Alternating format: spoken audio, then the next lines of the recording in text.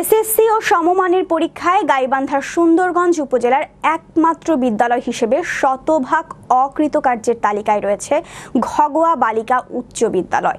১৬ জন শিক্ষক কর্মচারীর এ বিদ্যালয়টি থেকে ১৪ জন পরীক্ষার্থী পরীক্ষায় অংশ নিয়ে অকৃতকার্য হয়েছে।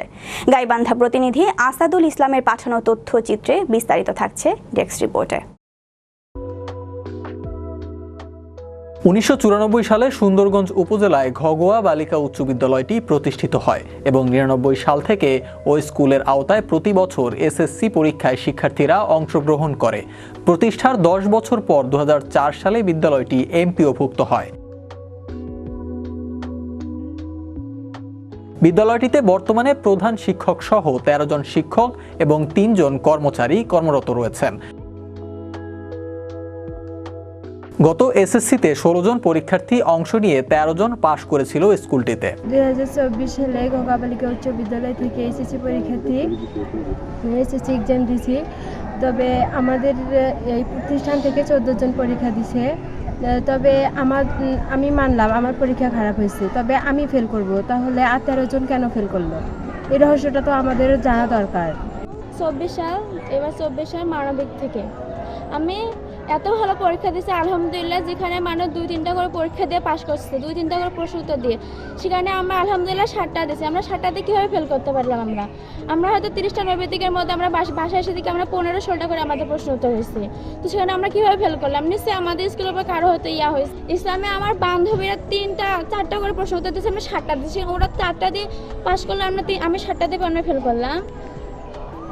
কৃপায় আমরা অনেক ভালো করছি, আমাদের পরীক্ষা এতটাও খারাপ হয়নি।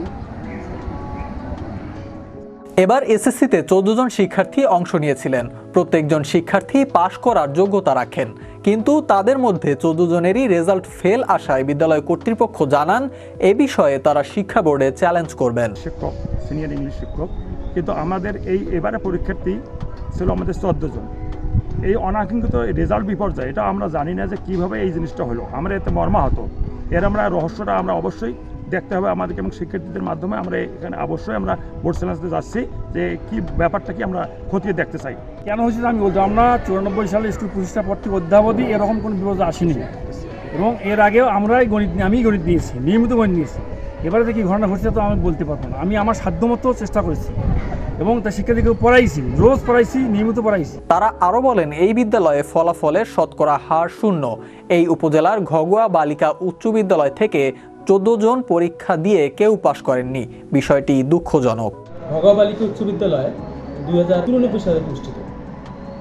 প্রতিষ্ঠা লগ্ন থেকে ১৯০০ অবধি অর্থাৎ ২০২৩ পর্যন্ত, অর্থাৎ পরীক্ষা শুরু হলো ৯৯ থেকে পরীক্ষা দেওয়া শুরু হলো ৯৯ থেকে ২০২৩ সাল পর্যন্ত। এবারে যেটা আমাদের ফলাফল বিপর্যয় হচ্ছে ২০২৪ সালে, এরকম ঘটনা অতীতে কখনো ঘটেনি। আমাদের গড় রেজাল্ট ৭০-এর উপর প্রায়ই ছিল, অর্থাৎ দেখা গেছে ৭০, ৭২, ৯৬ পর্যন্ত ছিল, ১০০% কখনো আবার হয়নি।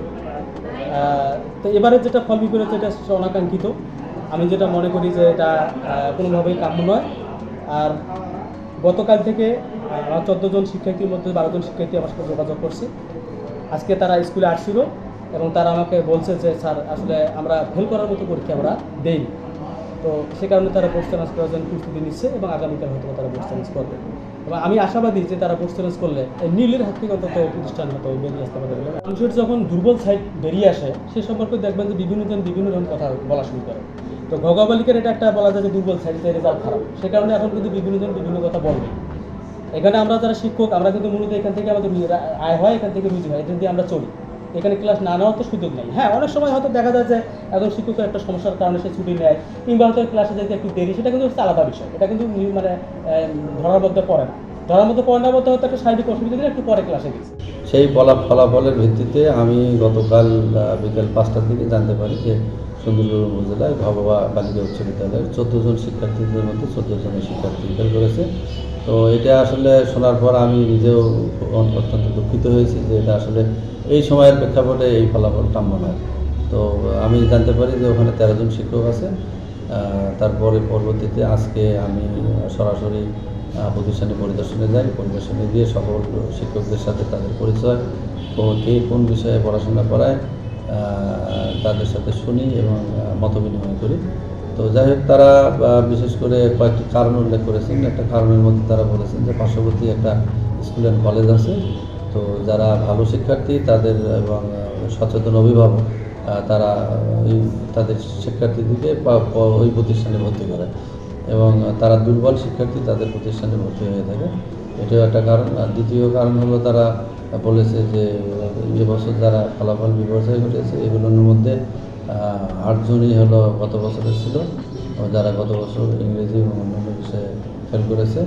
এবারও তারা শুধুমাত্র ফর্ম ফিল আপের সময় ফর্ম ফিল আপ করে পরীক্ষা দেয়, যার কারণে তাদের ফলাফল বিপর্যয় ঘটে। পরামর্শ দিয়েছি যে যেহেতু ঘটনা ঘটেই গেছে, এটা আসলে এই মুহূর্তে আর তো মানে উত্তরণ করার কোনো সুযোগ নেই। ভবিষ্যতে সামনের বছর যাতে ভালো ফলাফল করে তাদেরকে আরও আন্তরিক হওয়ার জন্য আমি পরামর্শ দিয়েছি, এবং শিক্ষকরা যাতে সঠিক সময় আসে এবং সঠিক সময় চলে যায়, পাঠদান প্রক্রিয়া যেন তাদের অত্যন্ত আনন্দঘন পরিবেশে হয়, এই বিষয়গুলো তাদেরকে আমি অবগত করেছি এবং পরামর্শ দিয়েছি। সিফাত মাহমুদ, বিশ্ব বাংলা 24 নিউজ ডেস্ক।